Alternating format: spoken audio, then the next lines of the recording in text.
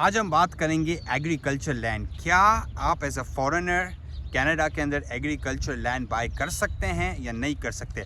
पर इससे पहले कि मैं आज के एपिसोड के बारे में डीप जाऊं, आप हमारा प्रीवियस एपिसोड चेक करें राइट। ओके, उसके अंदर मैंने वीडियो के अंदर चेक करें, उसके अंदर बात की थी कि आप कनाडा के अंदर कमर्शियल, इंडस्ट्रियल या लाइक रियल स्टेट के अंदर आप किस तरह इन्वेस्ट करें कनाडा के अंदर राइट। ओके, आप आना चाहते हैं रियल स्टेट को यूज़ करके एज एन इमिग्रेशन टूल, या जब जस्ट ऐसा आपको कनाडा के अंदर इन्वेस्ट करना है राइट, कि आपको मोटेल बाय करनी है, होटल बाय करनी है, स्ट्रिप मॉल बाय करना है, इंडस्ट्रियल लैंड फैक्ट्री के लिए बाय करनी है लाइक इंडस्ट्रियल लैंड, तो आप वो किस तरह कर सकते हैं, क्या प्रोसेस होता है, कर भी सकते हैं नहीं कर सकते, उसकी लीगल रिक्वायरमेंट्स क्या है, जो मैंने बेसिकली प्रीवियस वीडियो के अंदर उसके लिए कवर किया था राइट। ओके, आज की वीडियो है एग्रीकल्चर लैंड के बारे में राइट। तो देखिए, आज से कुछ 10-15 साल पहले राइट, कनाडा ने कोई एग्रीकल्चर लैंड के अराउंड कोई रिस्ट्रिक्शन नहीं थी। क्या मतलब कि भाई लोग आते थे बाय करते थे राइट, और जनरली कैनेडियन गवर्नमेंट ने अलाउ किया हुआ था, कुछ स्पेसिफिक रिस्ट्रिक्शन थी, पर आके आप है ना 100 एकड़ 200 एकड़ 100 हज़ार एकड़ आप बाय कर सकते थे। फिर तकरीबन कुछ साल पहले कैनेडियन गवर्नमेंट ने लॉस को जो है ना वो चेंज किया, क्योंकि बहुत सारा बैकलैश था। बहुत सारी जो लैंड है यहाँ पे आके चाइनीज़ इन्वेस्टर्स और बाहर के बहुत सारे लोग जो है ना यहाँ पे आके लैंड ले रहे थे। तो कैनेडियन गवर्नमेंट ने बोला कि यू नो व्हाट, ये थोड़ा सा हमें जो है ना कुछ रिस्ट्रिक्शंस लगानी पड़ेंगी इसके अराउंड। तो इसी वजह से मैंने आपको बोला कि अब रेजिडेंशियल रियल स्टेट कनाडा के अंदर जो रेजिडेंशियल घर होते हैं, जो आप मेरे पीछे देख रहे बंगलो जहाँ पे लोग रहते हैं, वो आप बाई नहीं कर सकते। कमर्शियल आप बाय कर सकते हैं, इंडस्ट्रियल आप बाय कर सकते हैं लैंड, और आप एग्रीकल्चर लैंड बाय कर सकते हैं। यस, आप you can buy agriculture land, पर उसकी रिक्वायरमेंट्स क्या हैं। देखें, हर कनाडा के प्रोविंस ने क्या किया है कि कुछ रिस्ट्रिक्शंस लगा दी हैं एग्रीकल्चर लैंड के अराउंड। मतलब कि ऐसा नहीं है कि आप जाके जो है ना शादी बची हुई है कि आप जो है ना यू एंड अप बाइंग 100 200 300 एकड़, ऐसा नहीं कर सकते आप। पर आप जिस तरह अल्बर्टा के अंदर आप 2 पार्सल्स बाय कर सकते हैं, 20-20 एकड़ के 2 पार्सल्स एज अ फॉरेनर आप बाय कर सकते हैं राइट। ओके, तो दैट्स अमेजिंग।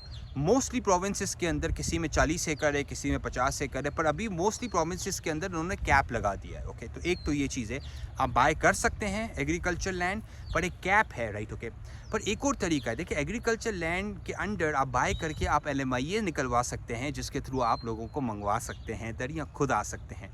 तो बहुत सारी एग्रीकल्चर लैंड बहुत सारे लोग इस वजह से भी लेते हैं क्योंकि वो LMIA निकलवाते हैं, वर्क परमिट निकलवाते हैं, या तो वो खुद आ जाते हैं, या तो फिर वो अपनी फैमिलीज़ को बुलाते हैं, या तो अपने रिश्तेदारों को बुलाते हैं बेसिकली उस ज़मीन लेके राइट। या कुछ लोग एज ए प्योरली इन्वेस्टमेंट लेते हैं राइट। ओके, अभी देखें कनाडा के अंदर एक और चीज़ मैं आपको बता दूं कि अगर आपने एग्रीकल्चर लैंड ली है, तो एग्रीकल्चर लैंड जो है ना आप सिर्फ एग्रीकल्चर के लिए यूज़ कर सकते हैं। ऐसा नहीं है कि आपने ना, अगर मेरे पीछे आगे लेट्स से एग्रीकल्चर लैंड है, आपने यहाँ पे बिल्डिंग बना दी, आप ये नहीं कर सकते। मेरे भी एग्रीकल्चर लैंड पे आप कोई फैक्ट्री नहीं बना सकते, नहीं, आपने यूज़ करनी सिर्फ एग्रीकल्चर के लिए। ये रूल मैं आपको बता दूँ राइट, ताकि बहुत सारे लोग बोलते हैं क्या हम एग्रीकल्चर लैंड लेके कन्वर्ट कर सकते हैं उसको। आप नहीं कर सकते। कुछ इंस्टेंसेस में, कुछ स्पेसिफिक केसेस में ना कैनेडियन गवर्नमेंट इजाज़त देती है, जिस तरह आप अपना घर बना सकते हैं उसके ऊपर राइट, खुद रहने के लिए, पर आप ऐसा नहीं है कि 100 घर बना लें उसके ऊपर, ऐसा नहीं कर सकते आप राइट। तो एक तो ये चीज़। सेकेंडली, आप इमिग्रेशन के अंदर यूज़ कर सकते हैं एग्रीकल्चर लैंड लेके। आप ना लोग क्या करते हैं कि 3-3 4-4 LMIA निकलवाते हैं उसके अंदर, और फिर वो खुद आ जाते हैं, फैमिली वालों को बुलाते हैं, दोस्त यार को बुलाते हैं राइट। ओके, वो कुछ जो होते हैं हमारे भाई वो बेचते भी है राइट, अनफॉर्चुनेटली जो अलाउड नहीं है बेचना LMIA राइट। तो एग्रीकल्चर लैंड आप ले सकते हैं। रिस्ट्रिक्शंस है कुछ जो मैंने आपको बताया, 20 एकड़ 40 एकड़ 50 एकड़, जनरली मोस्ट केसेस में 50 एकड़ से ज़्यादा आप नहीं ले सकते। ओके, थर्ड थिंग, आप इसको as an immigration tool use कर सकते हैं। ओके, फोर्थ थिंग, आप एग्रीकल्चर लैंड को मैनिपुलेट नहीं कर सकते। मतलब ऐसा नहीं है कि आपने कमर्शियल लॉट बना दिया, इंडस्ट्रियल लॉट बना, नहीं, आपको यूज़ एग्रीकल्चर के लिए ही करनी है। कुछ और इंपॉर्टेंट पॉइंट्स राइट। ओके, तो एग्रीकल्चर लैंड कनाडा के अंदर कितने की मिलती है राइट, ये क्वेश्चन है भाई। देखें, तकरीबन आप समझे कि 1.5-2 लाख से शुरू होती हैं राइट, और depending on the area right, कितनी दूर है शहर से, पानी का और बाकी एक्सेस कितना है, अच्छा लैंड डेवलप कितनी है। जिस तरह लाइक सेप्टिक पंप होता है ना, जिस तरह सेप्टिक पंप वो होता है जिसके अंदर जब आप घर बनाते हैं, तो जो जाहिर सी बात है, जो आपका गंदा पानी और जो वॉशरूम होता है वो सेप्टिक टैंक में जाता है, तो वो काम हुआ है नहीं हुआ, तो थोड़ी चीज़ें आपको मेक श्योर करनी होती है, क्योंकि कनाडा के अंदर लाइक एग्रीकल्चर लैंड को मेनटेन करने की डिफरेंट स्टैंडर्ड्स है राइट। ओके, तो बहुत सारे लोग ये क्वेश्चन करते हैं कि अली भाई आपकी कंपनी हेल्प करती है। एब्सोल्युटली, हम आपको हेल्प करते हैं एग्रीकल्चर लैंड ढूंढने में, कहाँ आप इन्वेस्ट करें, किस जगह पे इन्वेस्ट करें, प्राइस अच्छी है नहीं है, आप उसके अंदर LMIA निकलवा सकते हैं नहीं निकलवा सकते, राइट। तो ये सारी चीज़ें जो हैं एग्रीकल्चर लैंड लेने से लेकर LMIA निकलवाना all the way until the PR, हम बेसिकली जो है ना हमारे क्लाइंट्स को हेल्प करते हैं, राइट। ओके, कुछ क्लाइंट्स जिस तरह मैंने बोला वो प्योरली बाय करते हैं एग्रीकल्चर लैंड इन्वेस्टमेंट पर्पसेस के लिए, और कुछ लोग बाय करते हैं एग्रीकल्चर लैंड तो वो यूज़ करते हैं as a tool for PR और ना LMIA निकलवाने के लिए, राइट। ओके, तो ये बेसिकली जर्नल ऑल एक वीडियो थी कि आपको मैं बताना ये चाहता था कि भाई yes you can buy agriculture land, पर इसके कुछ रिस्ट्रिक्शंस हैं, इसकी कुछ बेसिकली लाइक पैरामीटर्स है, ये आपको फॉलो करनी है, और आपने मेक श्योर करना है कि आपके एक प्रोफेशनल के साथ काम कर रहे हो ताकि आप ये सारी चीज़ों को फोरसी कर सके, ताकि कोई मसला नहीं हो, कोई लीगल चैलेंज नहीं हो आपके लिए जब आप कनाडा के अंदर ये बाय करें। अगर आप इंटरेस्टेड हैं एग्रीकल्चर लैंड में कनाडा में खरीदने के अगर आप इंटरेस्टेड हैं एग्रीकल्चर लैंड खरीदने के लिए कनाडा में, हमारे पास एग्रीकल्चर लैंड एक्सपर्ट्स हैं, कमर्शियल लैंड एक्सपर्ट्स हैं जो हम आपके हमारे नेटवर्क का हिस्सा हैं, जिसके साथ हम आपको कनेक्ट करवाते हैं, और फिर हम मेक श्योर करते हैं कि प्रॉपर लीगल वर्क हो, प्रॉपर काम हो, ताकि आपकी इन्वेस्टमेंट सिक्योर हो, आपको अच्छी इन्वेस्टमेंट मिले और आपकी फैमिली का फ्यूचर बन सके इस बेसिकली इन्वेस्टमेंट की वजह से, राइट। और कनाडा के अंदर एक इंटरेस्टिंग मैं आपको फैक्ट बताऊं, हालांकि कनाडा बहुत बड़ा कंट्री है, पर अभी तक से 7% ऑफ द लैंड जो है ना वो एग्रीकल्चर के लिए यूज़ होती है। बहुत सारी लैंड खाली पड़ी हुई है, मतलब कि फार्म ही नहीं होती।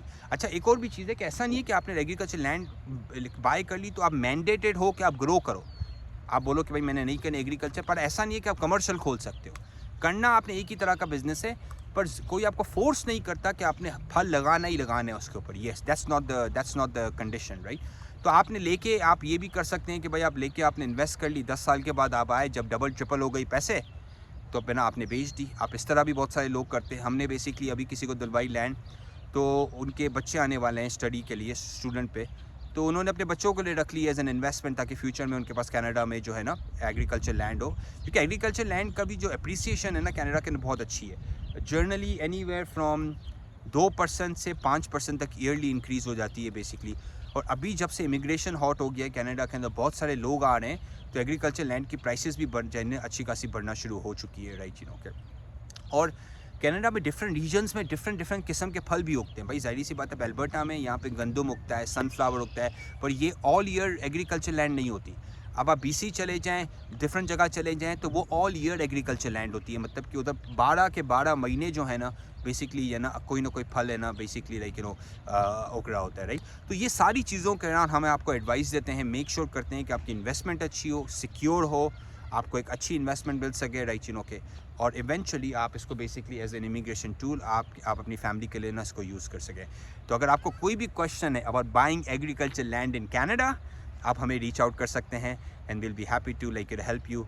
लाइक कीजिए, शेयर कीजिए, सब्सक्राइब कीजिए, उनके साथ शेयर कीजिए जिसको इस चीज़ से बेनिफिट हो सकता है, फ़ायदा हो सकता है, राइट, के।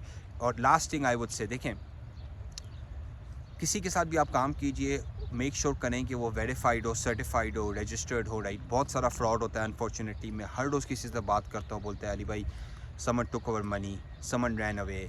पहली बात तो ये कि आपके ऊपर आपको पता है कैनेडियन गवर्नमेंट बोलती है ड्यू डिलिजेंस कैंडिडेट के ऊपर होती है करना, ये आप उन सर्विस प्रोवाइडर को नहीं बोल सकते। तो आप अपनी रिसर्च कीजिए, राइट, ओके। और अगर आपको कोई भी कनाडा के अंदर लीगल वेरिफिकेशन करवानी हो, लेट्स से कि आपको जॉब मिली है, आपको लीगल वेरिफिकेशन करानी है, किसी ने आपको जो है बोला है कि भाई मैंने स्टडी परमिट डलवा दिया, आपको अगर लीगल वेरिफिकेशन किस चीज़ की भी करवानी है तो आप हमें रीच आउट कीजिए and will be happy to help you, right, okay. Again like कीजिए, सब्सक्राइब कीजिए और कमेंट कीजिए। कमेंट में अगर कोई भी क्वेश्चन है तो कमेंट में जाके हमसे क्वेश्चन कीजिए and will be happy to help you. Take care, bye bye.